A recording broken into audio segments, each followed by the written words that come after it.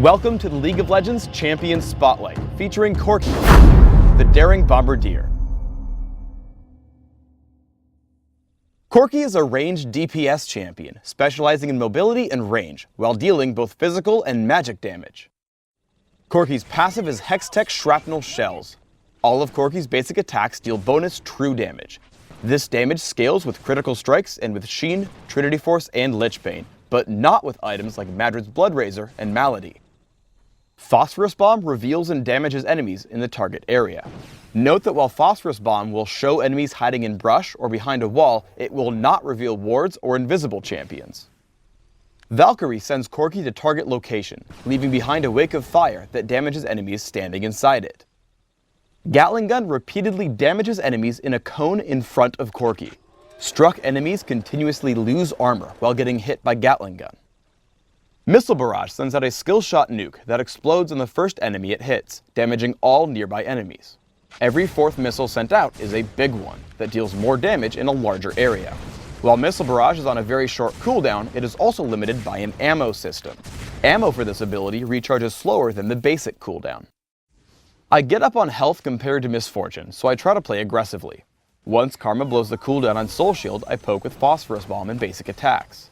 Seeing her run, I chase with Valkyrie and Exhaust. Once Garen picks up the kill, I chase onto Karma. Notice that I move in between attacks, allowing me to stay in range much longer for more attacks. Once she flashes out of range, I chase with Flash and land one more basic attack, giving Garen a double kill. Karma comes back into lane and plays extremely aggressively as Shaco's waiting to gank me. Karma drops to my abilities, including the burn from Valkyrie, but then I make a huge mistake. There is basically no way to run from Shaco with Lizard, so I should have stayed and fought instead of kiting.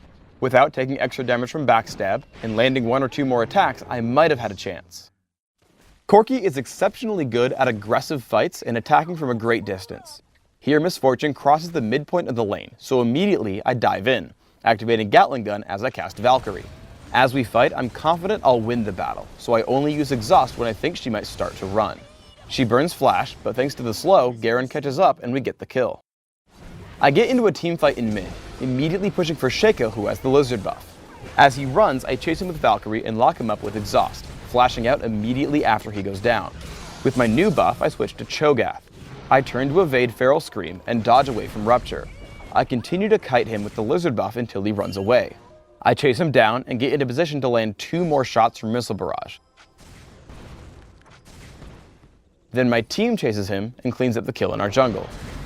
In a new game, I'm facing an aggressive Jax in lane.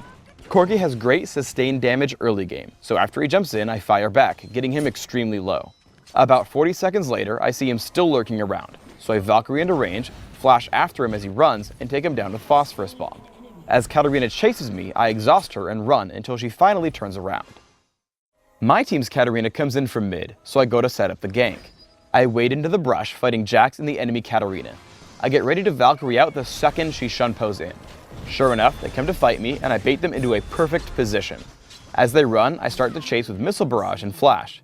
Then Sona flashes and pops Crescendo, giving us 2 kills.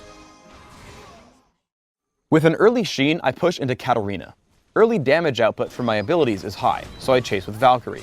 I conserve shots of Missile Barrage, hoping that she'll juke me so that I can get in closer.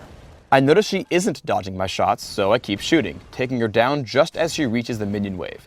She probably could have dodged that last shot by ducking into the minions, but if she had juked around earlier, I'd have just gotten into range for more attacks and easier shots. When building Trinity Force on Corki, properly timing your abilities is paramount to your success. Let's break down this chase onto Karthus. I Valkyrie in, which gives me a Trinity Force charge, and I deal a ton of damage. Now the cooldown on Trinity Force is back. Watch what happens. I shoot a basic attack, then start to cast Missile Barrage. Trinity Force applies to attacks already in the air, and Trinity Force charges attacks at the beginning of spells, not after they finish casting. I have the Trinity Force charge for about 1/10 of a second, picking up the kill on Karthus when the Missile Barrage lands. In one final teamfight, I see Jax heading over to kill Sona. I run to intercept, slowing him with the Lizard buff in Trinity Force. Jax jumps on me and we trade blows before I Valkyrie out once Katarina shows up to grab the kill. Immediately after, Garen shows up. Again, I try to kite with Lizard and Trinity Force, but once Gangplank hits Cannon Barrage, I have to flash out. The distance allows me to safely kill Garen. As Gangplank greedily shows up, I again try to keep Sona alive by doing the only thing I know how to, dealing tons of damage.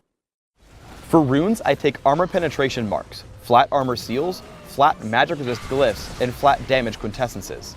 This setup gives me a lot of damage output, while compensating for Corki's general frailness early on.